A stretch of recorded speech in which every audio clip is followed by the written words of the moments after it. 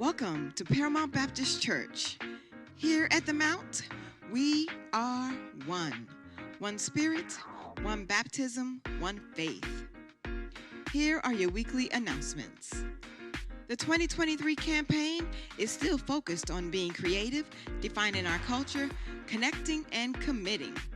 Let's go. Join us for Sunday worship service as we are learning in our new preaching series titled The Church as One.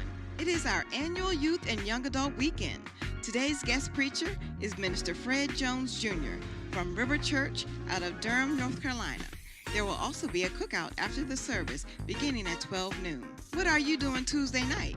You should tune in at 7 p.m. to the Beyond the Sermon podcast. You don't want to miss out on some great discussions about true lessons for living with our Peacock Proud pastor, Kenneth Rioland Jr. You are invited to join the Mountain Prayer Conference Call every Monday, Wednesday, and Friday at 8:30 p.m. Trusting God through hard times. Ladies, we look forward to connecting with you on Thursday mornings at 7 a.m. for our special Women's Prayer Conference Call. Have you reserved your seat yet? Let's show up and support our Diamonds in the Rough on July 22nd at the traditional formal cotillion honoring Taylor Foster and Mahadia Long.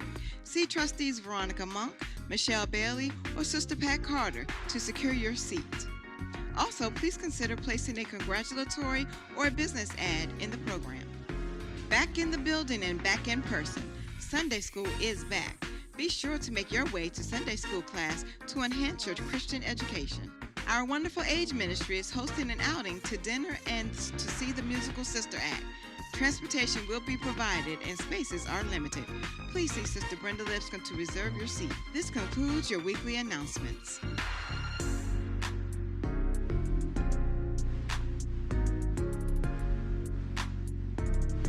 Well, good evening, Paramount family and friends, and welcome to a very special Beyond the Sermon. I'm your moderator, Brother Corey Jordan. As always, I'm here with our pastor, the Peacock Proud pastor of the Paramount Baptist Church, Reverend Kenneth Rioland Jr. How are you doing this evening, Pastor? Man, listen, I'm always excited to be Beyond the Sermon, but tonight in particular, I got my crew with me. We've expanded a little bit tonight. Oh, yeah, we done got big on this. Yeah. We went big on this episode. We swole up on this episode for you guys. So here's... First and foremost, let's do some introductions of all the people that are joining us here tonight for Beyond the Sermon. So we're going to start to my far left. This is Miss Layla Warwick. Say hello. How you doing, Miss Layla? I'm wonderful. Yes, you are. Yes, you are. Sitting next to me, of course, is Elder Fred Cleveland. How are we doing tonight, Elder? I'm blessed and highly favored. All righty. Now, sitting next to Pastor is Sister Teresa Days. How are you doing, Sister Teresa? Everyone, I am wonderful.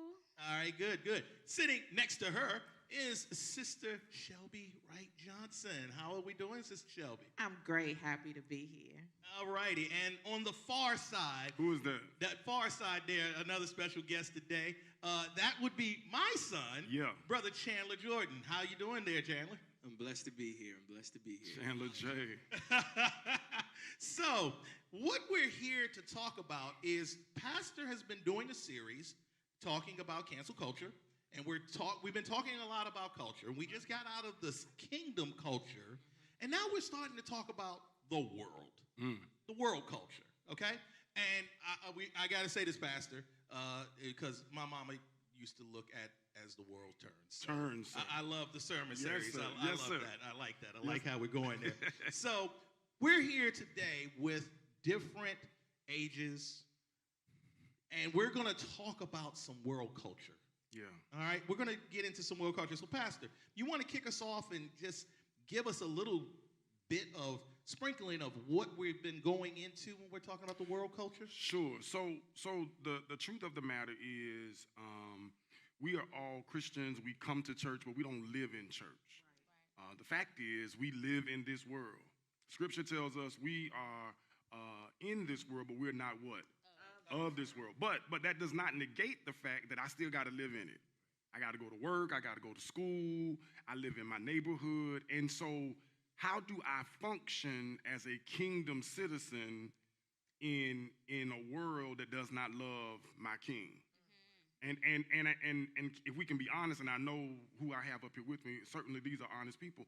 It's not always easy. Not at all. Saved, sanctified, Holy Ghost filled, fire baptized, but there are influences, there are things that are pulling at me, that are tugging at me, and so really the goal is to talk about how we equip ourselves and how we share with others how to operate as a kingdom citizen in the world that we live in. And so that's really the direction of the preaching series, As the World Turns, and even this conversation. And so I just kind of want to open it up. What are challenges? What is a challenge that comes to mind as somebody that loves Christ, but yet wrestles in this world? Is there anything that just jumps out at you? What's a topic? What's a subject? What's a flow? What is it that's difficult about being Christian in this world? That's a great question. Go ahead, Elder. I would say everything. I mean, Right. especially I have 3 children, raising children in a world that looks like it's going crazy. Like nothing makes sense anymore. Right. And it's like, how do you raise children in this type of environment, Yeah.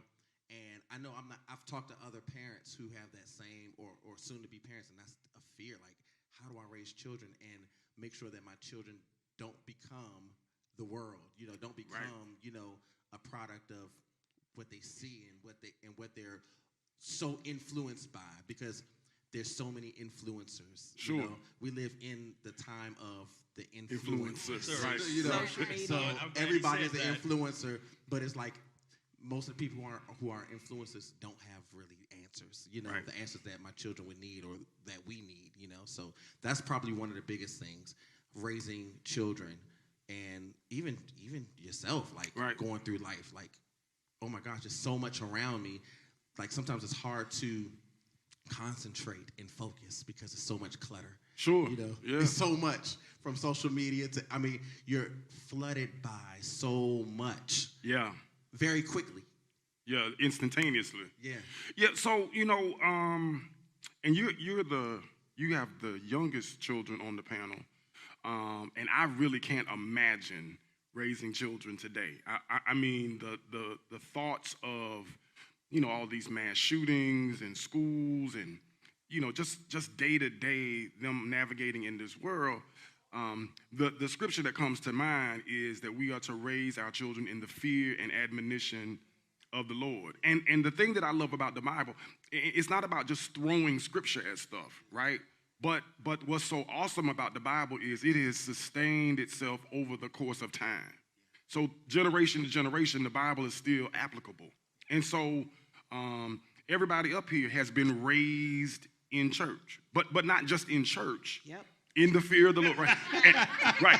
Shelby, some of us are drug babies. We were drugged to church. Right.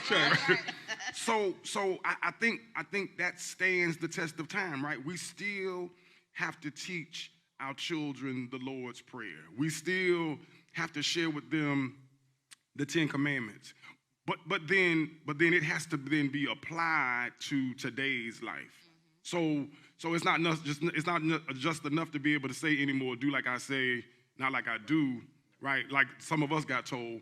These young people, you got to live it in front of them. Right. And so we can't tell them to be God-fearing and not be God-fearing ourselves, which I know that's not your issue. But they're watching everything that Yeah. you do. You don't think they're watching. You thinking like, oh, she's looking at the tablet, or she's playing with Barbies, or but really she's listening to everything that you say and do.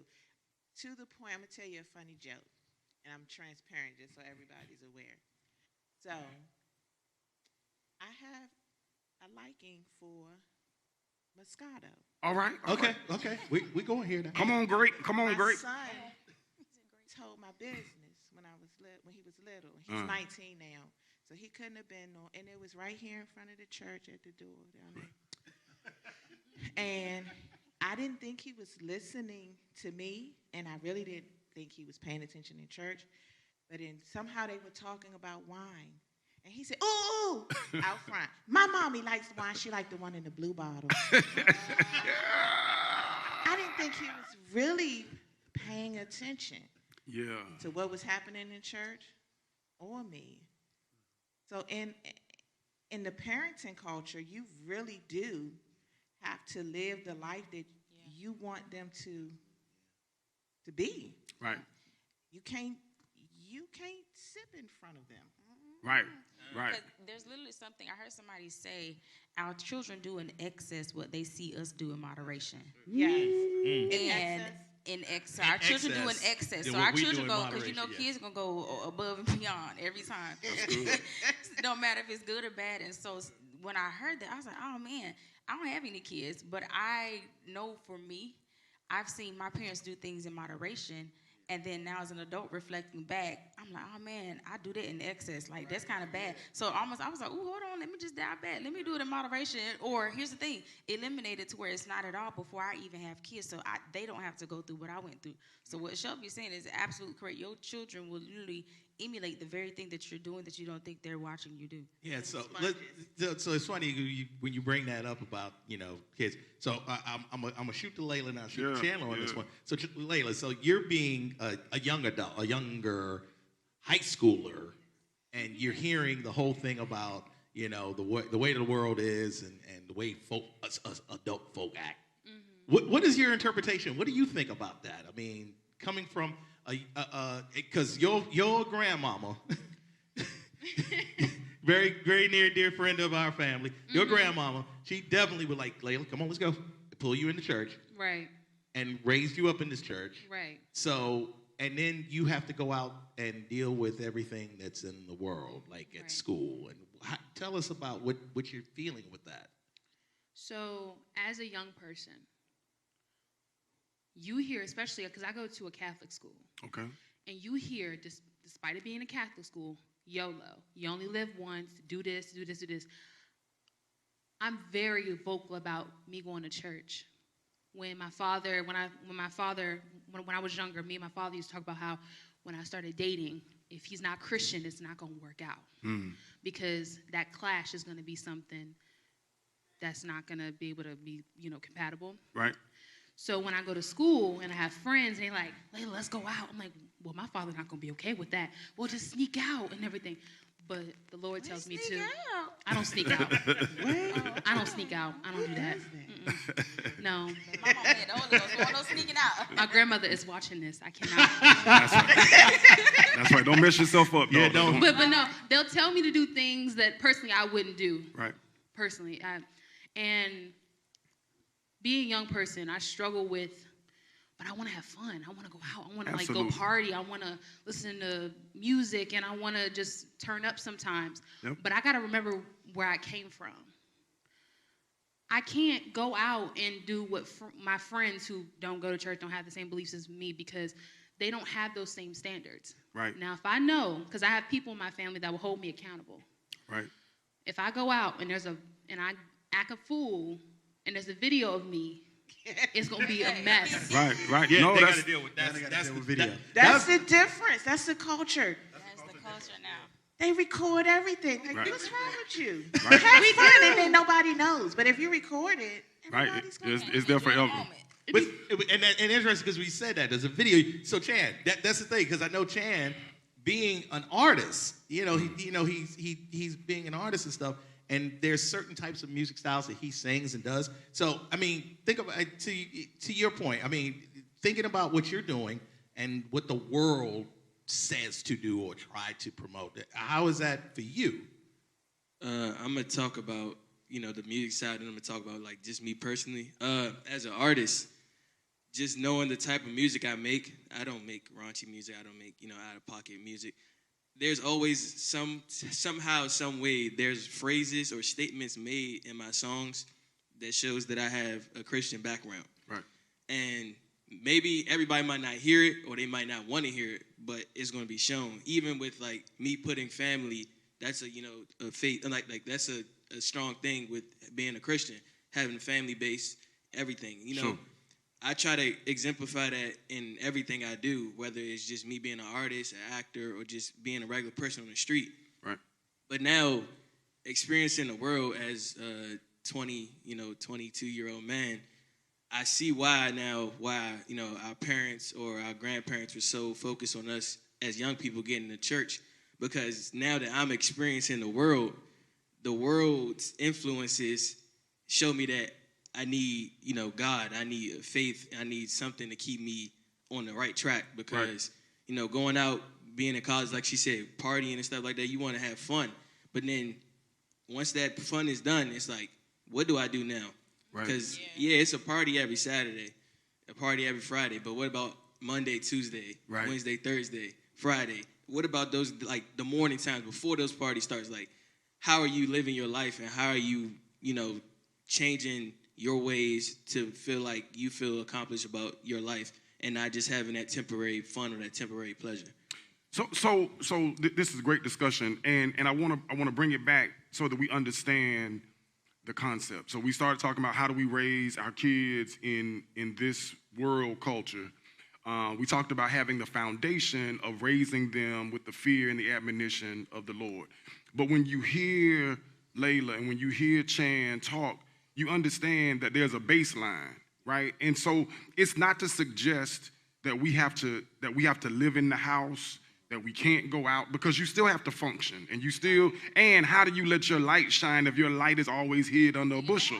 Right. So we got to function. But to Layla's point, she is witnessing without even quoting scripture. It's how she conducts herself. Chan is dropping knowledge through lyrics, and it's no different than Jesus. Jesus spoke in parables. They didn't always understand what he was saying, but it wasn't meant for everybody. So it's having the foundation. It's understanding that when it started being put in me at 3 months and 3 years old, now when I'm 23 or now when I'm 17, it's already ingrained in me. And so that's the takeaway, that we have to start talking to our children at very young ages so that they understand how to navigate in this world. Y'all been with me long enough now to know I believe in putting it all out there. Let's just run with it. Shelby said something about what her son encountered and what he did. And so let's talk about how the world feels about consumption. Can we talk about it? Let's talk about it. So whether it's alcohol, because the world is also very open these days to marijuana, right? Right. And it's no need of us pretending like that's not happening. I mean, it's even legal. I don't know. Is it legal in D.C.? Yes, it's illegal, because if you drive around in a lot of places now, you see the stores that have the letters CBD on them. Right. That means they're telling you, we are a cannabis distributor. Okay. So it's a lot of places now. Right. So listen, man, if everybody's doing it, I mean, it must be all right, right? Well, you got to separate yourself. So here's my spin, and then we can go around the corner. I mean, around the table. We don't have a table. It was mentioned before, doing things in moderation. Scripture is clear that we are not to drink unto drunkenness. Right. We look for ways to make excuses to do what we want to do. Here's my theology. This is a Riolandism. In this Western culture, we abuse everything. We drink unto excess. We eat unto excess. Yeah. Shop. We shop. Right. Everything we do over the top. All around the globe, people sip wine on a regular. It's a part of their meals. It's a part of their culture. Yeah. Right. The challenge I want to put out there is this. It's not the what, it's the why.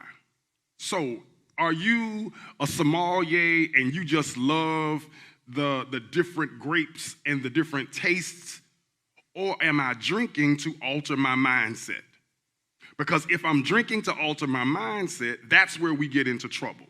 This is the temple of the Holy Ghost. Right.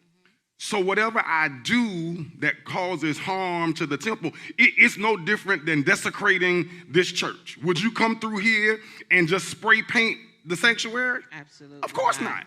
Right, because how would we do that in God's house? Newsflash. This is God's house. So when I abuse it in whatever form, food, drink, drug, illicit sex, I am spray painting the Lord's house. That hit me just. That's off the dome. That's just off the dome right there. That's a good one. Let's talk about it. So how do we feel? How do we deal? Because every commercial you see in Diddy with his Ciroc or Snoop with his 19 crimes, everybody's got a brand. Casamigos, that's Clooney, right? Even Steve Urkel has one too. Steve Urkel. Is it cheese flavored? Yes, it's called purple? It's called something like that, purple. Oh wow. Okay, all right. It's probably cheese flavored. But there's a scripture that says all things are lawful, but not expedient. So we know that slavery was legal at one time. Right? Wow. But is it right? Is it something that benefited us? That's or good. Anyone really? Well, it did benefit somebody. Right. Did it benefit us? Right. So that's pretty much how I feel about that. Everything is not for us. We live under a different law. Yes. Like we live in the world, but like you said before, we're not of the world. Like we live under a different set of rules and guides, and they are to help us. Yes. They're to protect us, just as in my home, my children have to live by certain rules, and I was like, you have to do this because so you won't get hurt, right? So you won't die. That's the why. Like you have to hold our hands while you're crossing the street, right? Because you're not able to go by yourself because you will get hit by a car. Right. Someone won't see you. Even if you look both ways. Even if you look. Even if you look both ways. That's right. So that's pretty much how I feel about that. Like everything is not for us, and it's for a reason though. Yep. It's not just because God don't want us to have fun, Right. But it's to protect us. Sometimes we can't see it because we're so clouded by the look of fun. Mm-hmm. We see everybody else enjoying it, and we see everybody else smoking weed and things like that, but we don't know what they have to deal with and the demons they have to deal with. Right. When they're going to bed and when they sleep, and we don't know those things, Sure. many times. Sure. Sometimes we see those things, but we overlook those things too. Right. So some would debate you. Some would debate you and say, God created the weed. Yes. He created cyanide too. He created grass.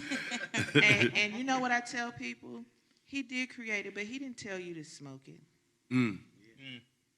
He didn't tell you to smoke it, and even if you did smoke it, people live under, there's a huge misconception, and I work in a medical field. Yes, you do.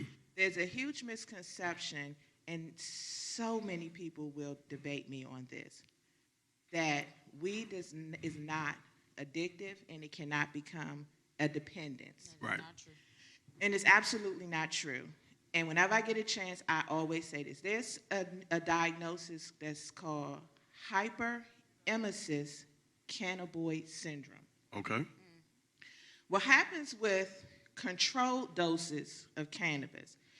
Controlled doses can help someone with a seizure, having seizures. Controlled dosages can help someone that's having anxiety issues. It can even help those that deal with issues with nausea, extreme nausea, vertigo, dizziness. But when you use cannabis in an uncontrolled amount for a long time, and when I say a long time, I mean there's people smoking weed 4, 5, 6, 7, 8, 9, 10 times a day. Yes. They smoking weed to go to sleep. They smoking weed to go to bed. They smoking weed to eat a meal. Right? After so many years,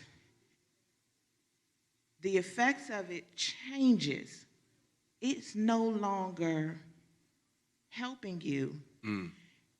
It hurts you then. Because then these people, and I'm not going to say all people, but I've seen a lot of cases personally. It has a different effect.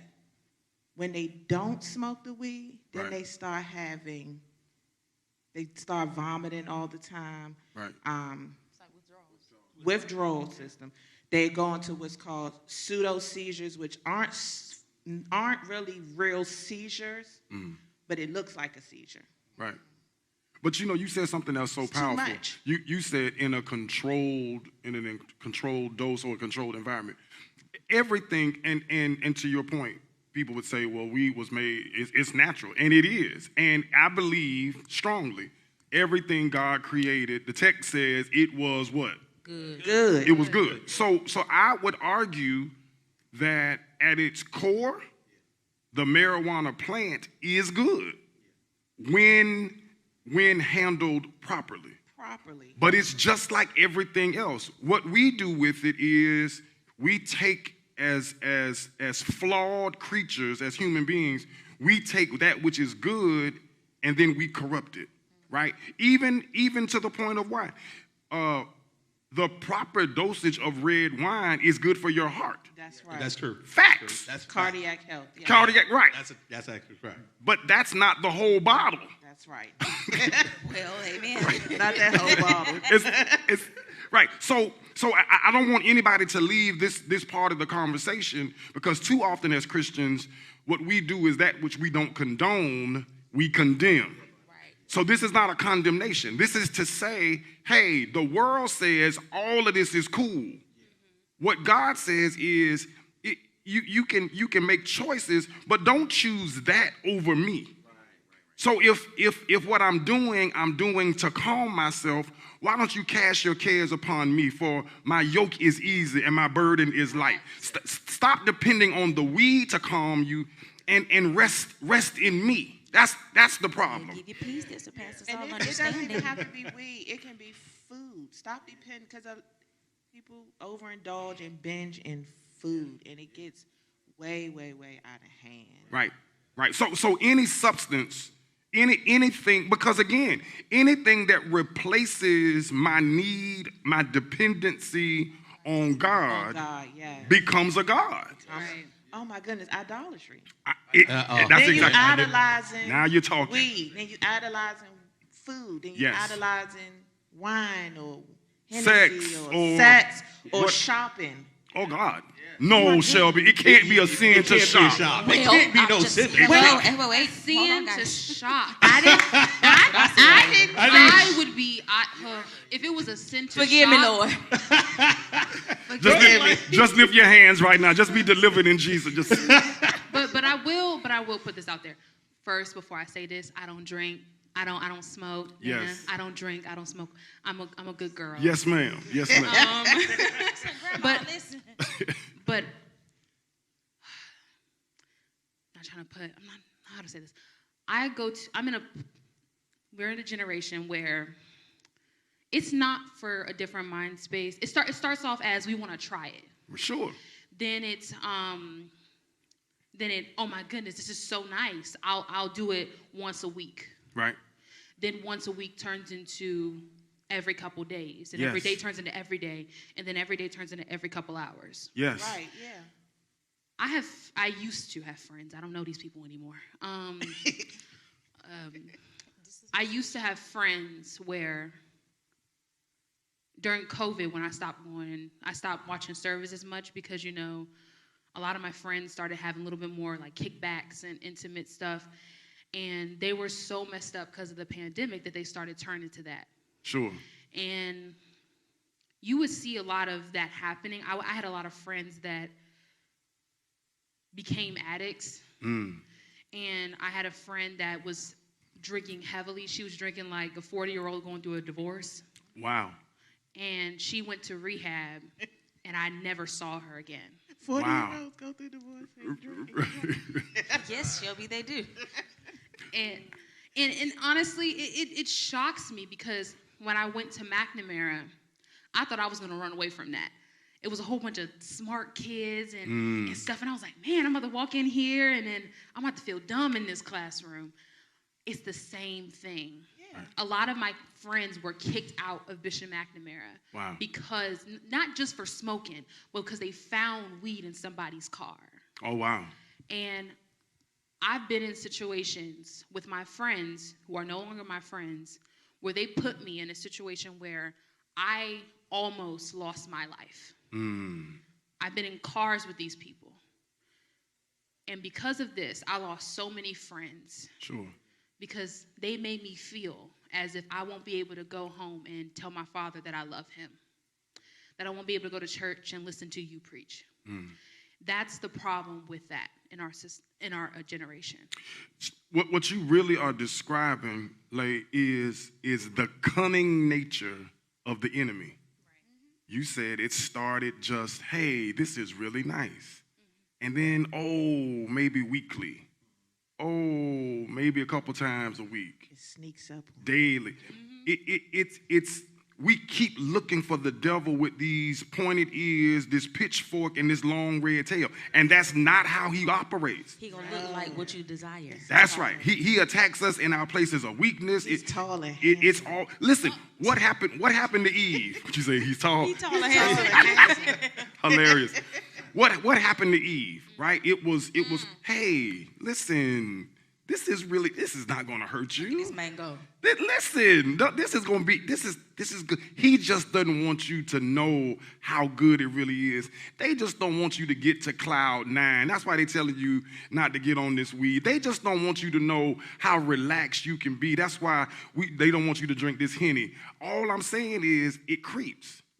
Right. And to your point, it wasn't just teenagers that were suffering during COVID. There were lots of people in the midst of COVID that became closet alcoholics, closet drug addicts, because we were using other means of coping other than the Lord. And that's the takeaway, that the world has its prescription, but as the kingdom, we have to have our own. It's prayer, it's fasting, it's praising, it's reading my Bible, it's pushing my flesh man down so that my spirit man can rise. That's how we battle that, because the world is not going to stop. The enemy's job is to kill, steal, and destroy. As the world turns. That's right. The world turns. So we're the ones sleeping when we think anything the world presents is going to ever be for our good. It's not designed that way. And I think the biggest thing when we're talking about this, as we're getting deeper into this whole thing about the world and things that the world influences us to do, one of the big things is this, and we'll swing into this way. So, as Layla said, it starts off as something small, and then it grows and it grows and it grows and it grows. Well, there's the same theory out there in the world. It's like, oh, you can do this, and it's gonna be all right. However, as we talked about before, things lead to consequences. There's certain consequences. So let's like this. So think to yourself right now, what is something that someone said, do it, try it, but then all of a sudden you realize it was not the best thing for you because it led to a consequence. All right, Sister Diggs, we got Teresa. Something that happened that they said, hey, try this, led to something that you didn't expect it to happen to. My job. Sorry, I'm playing. No, seriously, just try it out 4 years, and here I am. Only 4 years left before retirement. But it ain't all bad. Lifetime checks are great, guys. I think for me, because I grew up as a PK, my mom's a pastor, it was the worldly things. Okay, I've never smoked weed. That was never my thing. But it was, here, well, just try this drink. But it started out as like your little fruity drinks. Here, just try this. But then as an adult with a family history of alcoholism, it runs into, I'm going to just try. I'm going to just do this. I got this issue. So now, and it was like, hold on. It's a little bit too much. And then guess what happens after you drink too much alcohol, a hangover, that's the consequence. Right. Or then here's the thing, then you have friends that say, well, just take another shot or just have another drink. That'll kind of win you up. No, that's just going to make it worse. It does not help. Right. So for me, it was alcohol without realizing that was a weakness that my family had. That was a generational curse, if you will, that the devil literally uses things that he's thinking, she's not going to think about that. It's good. More of, just try it out. And it comes in the form of things that you wouldn't realize. So for me, it was alcohol. Okay. All right, so Elder, something that led you, that they said, hey, try this. The world pushed you, and then you found out the consequence behind it. I'll say this. I've never been a person to follow people. So I've been I've always gone to the own beat of my own drum. Right? Right. So everything that I've done, I did. Okay. I thought it up. All right. It was the master plan. It was me. It was you. So, I mean, there's been maybe subtly, I don't know, consumption, just make it, I think sometimes, I'll say this, sometimes even watching like social media and just being overwhelmed by other people's lives and thinking that you have to live by a standard that you don't even know if really exists, you know, because you don't really know what their lives really look like. That's you right. know. So that probably is one thing as far as pressure, I've dealt with, and I've had to say, you know what, let me just turn this off. I cannot consume myself with people's lives because I'm feeling pressure in my life now that I have to amount to this. Right. know? So. And it's interesting because I didn't use the word peer pressure. Right. Notice I never said the word peer pressure. All I said was what the world pushes to. So I'm gonna jump Chan. What something the world said, hey, it's all right, this is cool, pushed you, and you found out about the consequences. I would say just with me being in college and me being like a former college athlete, but college is a fun time. But when it comes to the work and having to deal with outside stuff and being an athlete, you get a little stressed and you want to relax a little bit. And I did have a time where I was younger. This was like sophomore year of college. I was just like really consumed and enjoying the party life because freshman year I wasn't doing any of that, and I felt like I wasn't experiencing school or I wasn't experiencing the college life. And it didn't involve like alcohol and weed and none of that. I didn't go outside. Sophomore year, close to the end of the school year, our team was doing good in like sports-wise, and I got consumed and just wanted to be outside. It was the last day of school. I'm like, okay, let me go. But something told me, don't go. But also something told me, just enjoy yourself. Absolutely. I later said, YOLO. Yeah. So I went out, and I suffered the consequences. I ended up catching COVID. And that made me. This was years ago. This is years ago. Said, now wait a minute, Chandler. Hold on, This was a long time ago. This is a long time ago. This wasn't last week. I ended up catching COVID, and the school year was ending. So I'm like, I gotta stay. Well, they tell us we had to quarantine in our room, but the school year was ending, so nobody could offer the services to keep me on campus. So I had to go. I got sent home, and my baseball team, they went on to the D3 tournament. So they went out to Ohio. I couldn't be with my team, and I had to go home because I wanted to go outside and enjoy myself. But I realized that there were consequences behind going outside trying to enjoy myself. But as I got home, I was in my room, I was just reflecting, and I was thinking maybe there was a redirection in what I was doing. And it absolutely was, because after that week of me just being in my room, some opportunities started arising. I got out of some situations that school was affecting me with, and I saw that there was other things I could have done instead of just trying to enjoy myself in this way, being involved with these people or trying to, ignore my responsibilities, Oh, wait, Pastor, because well, I want to make sure that we always bring it back to this emphasis, right? What we're discovering is nobody is saying not to live. Nobody's saying that you won't have experiences or that you can't come back from it. It's just the reality. Listen, David listens to the world, if you will, and has an experience and an encounter with Bathsheba, right? He did what he felt like doing, right? The problem is there are consequences. Now, did he recover from them? Sure, but look at what happened along the way. You have a man named Uriah that was your guy that you end up murdering, right? You sully your name in the community and everybody knows what you did. The baby that comes from this union between you and Bathsheba dies.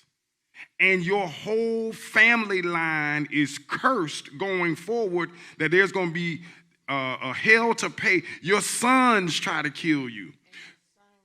Raped his sister. So there's all kind of family drama that comes from a decision. And I don't want us to leave here saying, hey, if you're not dotting every I, if you're not crossing every T, that you're going to bust hell wide open. That's not the point. Or that if you like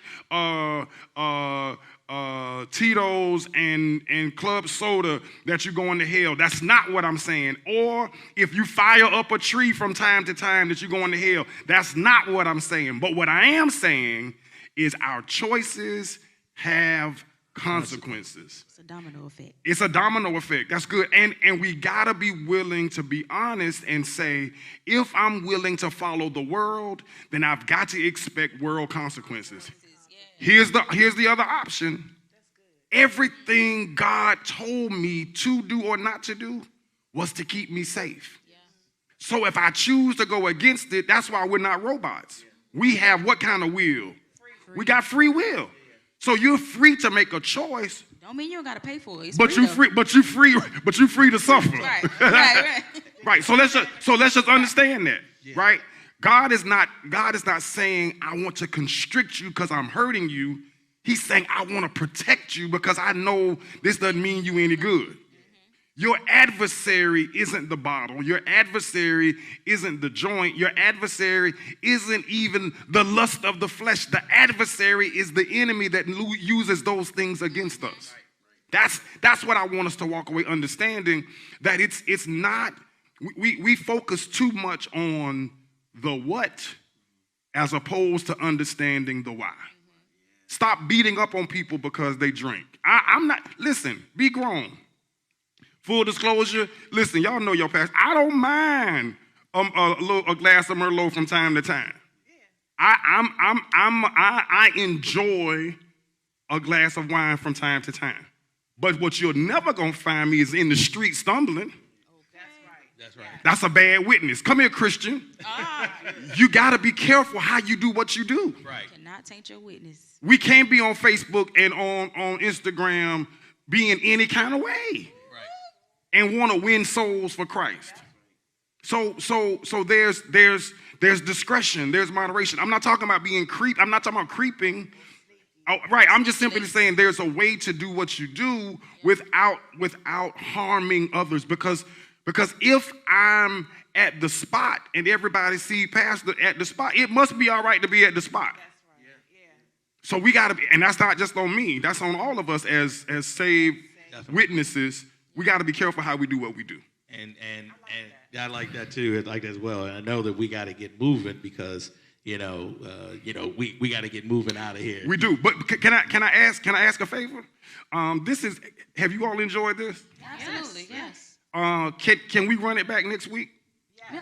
Would you all come back and do another episode? Yeah. We can Would y'all all right? Would y'all be all right with that? Can we do I this? think everybody out there would love another episode. I think they would love another episode of this if we're beyond the sermon. So we want to thank everyone who did join us this evening for this episode. And again, as always, do the things that we tell you to do in the social media world. Like us on Facebook. Yeah.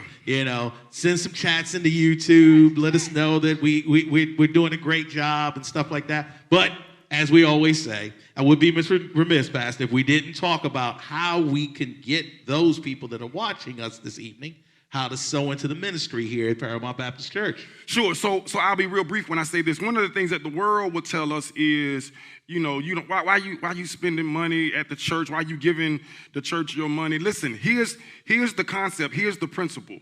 As a man soweth, so shall he or she reap. So it's common sense, y'all. How do I expect to ever get a lemon tree if I don't plant lemon seeds?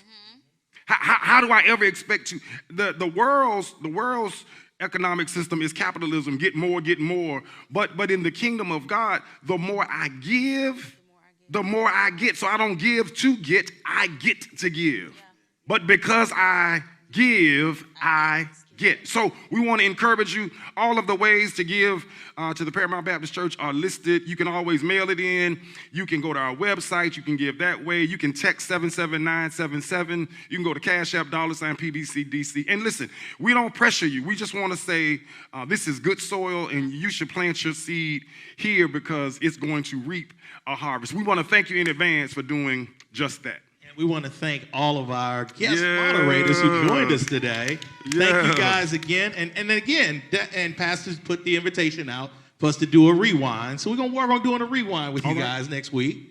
If that's possible, if that works on everybody's schedule. Busy schedules. If it works on everybody's schedule there. We know how everybody gets busy. Busy schedule. And so we want to thank you guys for joining us this evening here on Beyond the Sermon. For our pastor, Reverend Kenneth Rioland Jr., we'd like to say thank you for joining us. And as he would always say from here in the pulpit, right. I know everybody probably losing their mind. They didn't see it. It'll be back. It'll be back. Maybe. It'll be back. As he would say here in the pulpit, we love you with the love of Christ. There's absolutely nothing you can do about it. Because you know why? Here at the Mount, this is going to be fun. Everybody. We are one. Have a great night. Good night, y'all.